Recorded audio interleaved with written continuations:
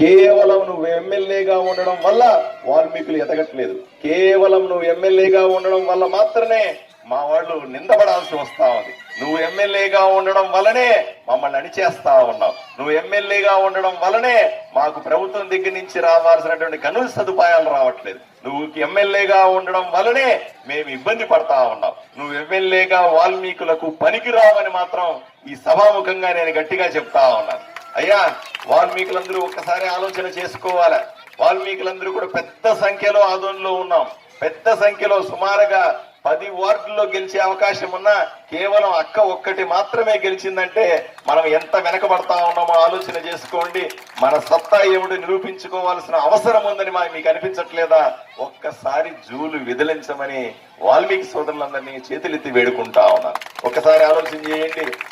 తన వాడైతే తప్ప, ఒక సామెత ఉంది, మన వాడైతే బంతిలో ఎక్కడ కూర్చున్నా పర్లేదన్నట్టుగా నేను మీ వాణ్ణి, మీ అందరి వాణ్ణి, మీ సామాజిక వర్గానికి చెందిన వాడిని, పార్థసారథి వాల్మీకిని. అయ్యా, ఒక్కసారి నన్ను ఆశీర్వదించండి. ఒక్కసారి నాకు ఓటేసి ఎమ్మెల్యేగా గెలిచే అవకాశం ఇవ్వండి. తప్పు చేయకండి. ఇప్పటికే మనం పలుమార్లు తప్పు చేశాం.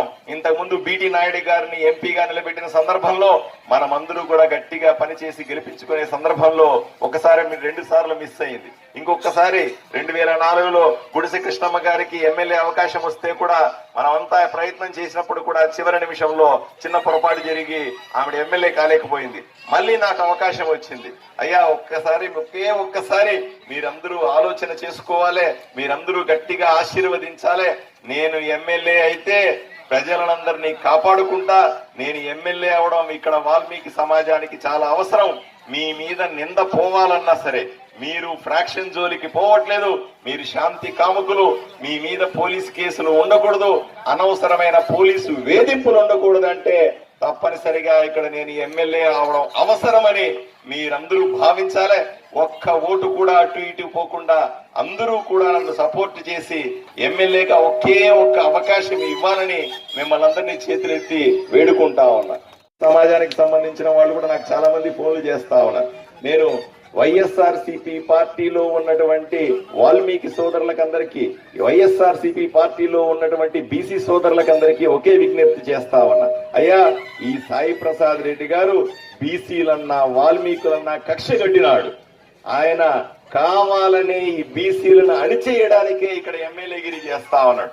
ఆయనకున్న అధికారం కానీ, ఆయనకున్న దర్పం కానీ, ఆయనకున్న పలుకుబడి కానీ, ఆయనకున్న రౌడీజం కానీ, ఆయనకున్నటువంటి క్రిమినల్ మైండ్ అంతా కూడా కేవలం బీసీలు నడిచేయడానికి, కేవలం వాల్మీకులను తన కాలు కింద నొక్కి పెట్టుకోవడానికి మాత్రమే వాడుతున్నాడన్న విషయాన్ని వైఎస్ఆర్సీపీలో ఉన్నటువంటి వాల్మీకులు కూడా, బీసీలు కూడా గమనించాలని ఈ సందర్భంగా నేను విన్నవించుకుంటున్నా.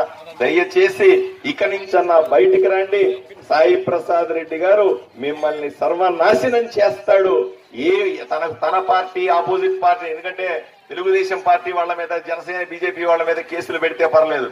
సాయి ప్రసాద్ రెడ్డి గారు ఎటువంటి అంటే పాము అంట తన పిల్లలు తనే తినేస్తుందంట. అలాంటి వైఎస్ఆర్సీపీ ఎమ్మెల్యే తన పార్టీలో ఉన్నటువంటి వాల్మీకులు, తన పార్టీలో ఉన్నటువంటి బీసీల మీద కేసులు పెట్టి వాళ్ళ స్థలాల కబ్జాలు చేసి వాళ్ళని ఎదగనీయకుండా వాళ్ళని కాళ్ళ కింద నొక్కి పెట్టినటువంటి వ్యక్తి. ఆ వ్యక్తి దగ్గర మీకు ఎటువంటి ప్రయోజనము ఉండదు. ఆ వ్యక్తి వల్ల మీకు ఒక్క పైసా ఉపయోగం రాదు. మీరు మీ కుటుంబాలు జీవితకాలం ఉడిగం చేసినా సరే ఈ ఎమ్మెల్యే మిమ్మల్ని ఎదగనివ్వడు. ఒక్కసారి కట్టలు తెంచుకొని అందరూ కూడా ఈ వైపున చూడండి, కూటమి వైపున చూడండి. తెలుగుదేశం పార్టీ, జనసేన, భారతీయ జనతా పార్టీ తప్పనిసరిగా కేంద్రంలో నరేంద్ర మోదీ గారు ప్రధాని కాబోతా ఉన్నారు. రాష్ట్రంలో కూటమి అభ్యర్థిగా, కూటమి ముఖ్యమంత్రిగా చంద్రబాబు నాయుడు గారు రాబోతా ఉన్నారు. ఆదోనిలో కూటమి అభ్యర్థిగా భారతీయ జనతా పార్టీ నుంచి నేను గెలవబోతా ఉన్నాను. నేను అందరినీ కడుపులో పెట్టి చూసుకుంటాను. నాకు ఆ పార్టీ ఈ పార్టీ అని లేకుండా ఏ పార్టీ వాళ్ళైనా సరే ఎవరైతే మంచికి వస్తారో, ఎవరైతే మాతో కలుపుకొని వస్తారో, ఎవరైతే మాతో కలిసి ప్రయాణం చేస్తారో, ఎవరైతే ఆదోని గురించి ఆలోచన చేస్తారో, ఎవరైతే ఆదోని బాగుండాలని కోరుకుంటారో, ఎవరైతే గొడవలు లేకుండా, రచ్చలు లేకుండా, రౌడీజం లేకుండా, కబ్జాయిజం లేకుండా, విచిత్రమైన పరిస్థితులు లేకుండా ఇక్కడ ఉండాలని, ఆదోని ఉండాలని కోరుకుంటారో వాళ్ళందరినీ కూడా మేము కడుపులో పెట్టి చూసుకుంటాం. దయచేసి వైఎస్ఆర్సీపీ పార్టీలో ఉన్నటువంటి వాల్మీకులు బీసీలందరూ కూడా వెంటనే వాళ్ళు వదిలిపెట్టి ప్రశాంతంగా రండి. అది మునిగిపోయే పడవ. వైఎస్ఆర్ సాయిప్రసాద్ రెడ్డి గారు ఇంకొక 22 రోజులు మాత్రమే ఎమ్మెల్యే, తర్వాత నేనే ఎమ్మెల్యేగా ఉండబోతా ఉన్నాను. ఒక్కసారి ఆలోచన చేసుకోండి. దయచేసి కార్యకర్తల జోలికి రావద్దు. తెలుగుదేశం పార్టీ కానీ జనసేన కానీ భారతీయ జనతా పార్టీ కానీ ఈ 3 పార్టీల కార్యకర్తల జోలికి వస్తే కబడ్డార్. నేను ఈ రోజు సవాల్ విసురుతా ఉన్నా. ఆషామాషి కాదు, ఆదోని నాది. 23 రోజుల్లో ఇక్కడ ఎమ్మెల్యే అవుతా ఉన్నా. ఈ ఆదోనిలో ఎటువంటి గొడవలు నేను సహించను, ఎటువంటి రౌడీజాయిని నేను సహించను. ఎవరైనా సరే తప్పుడు కేసులు పెట్టింటే సహించను, ఎవరి ఆస్తుల జోలికొస్తే సహించను, ఎవరిని అనవసరంగా ఇబ్బంది పెడితే సహించను. వీళ్ళందరికీ రక్షించుకోగలిగిన సత్తా నాకుంది. ఏం భయపడాల్సిన అవసరం లేదు. కార్యకర్తలందరూ ధైర్యంగా ఉండండి. మంచిని కోరే వాళ్ళంతా ధైర్యంగా ఉండండి. ఊరిని కాపాడుకోవాలనుకున్న వాళ్ళందరూ ధైర్యంగా ఉండండి. కేవలం ఈ 23 రోజులు మీరు ఏ విధంగా ఎన్నికలు జరపాలనో అలా చేయండి. ఒక్కసారి 2 చేతులు ఎత్తి నన్ను ఆశీర్వదించండి చాలు.